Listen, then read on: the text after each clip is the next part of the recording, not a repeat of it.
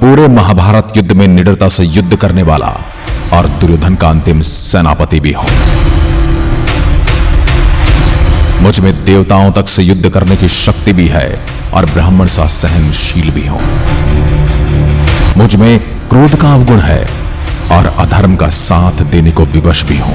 परंतु अब मेरा अंतिम युद्ध धर्म की स्थापना के लिए होगा और स्वयं कल के अवतार मेरे साथ इस युद्ध में भाग लेंगे। यही मेरी मुक्ति का मार्ग होगा, यहीं से मुझे मोक्ष मिलेगी। मैं रुद्र हूं, परम शक्तिशाली, फिर भी वन में भटक रहा हूं। मैं वही हूं जिसे भय, रोग, पीड़ा कभी स्पर्श नहीं कर सकते थे, परंतु आज मैं इन्हीं के साथ अपना जीवन व्यतीत कर रहा हूं। मैं गुरु द्रोण और माता कृपी का पुत्र अश्वत्थामा हूं, जो अपनी मोक्ष के लिए न जाने कितने वर्षों से भटक रहा हूं। आज मैं अश्वत्थामा, जिसे द्रोणी कहा जाता है, शब्द बाण पर अपनी कहानी स्वयं आपको सुनाने आया हूं। आप मुझे मिले उस श्राप के कारण ही मुझे जानते हैं, परंतु मेरी पहचान उससे कहीं ज्यादा बढ़कर है। मुझे मेरे ही मित्र दुर्योधन ने मुझे उसका हत्यारा क्यों कहा?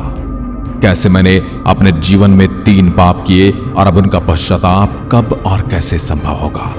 शुरुआत मेरे जन्म की कथा से करते हैं। आपके गुरु द्रोणाचार्य और मेरे पिता वेदों के ज्ञाता थे और मेरी माता कृपी स्वयं एक ऋषि पुत्री थे। माता कृपी और पिता द्रोण ऐसा पुत्र चाहते थे जो भगवान शिव की तरह बलशाली हो, और उनकी इसी इच्छा की पूर्ति के रूप में मेरा जन्म हुआ। कदाचित गुरु द्रोण भूल गए थे कि केवल शक्ति से शिव नहीं बना जा सकता। श्री कृष्ण के पुत्र सांब भी तो महादेव के ही अंश थे।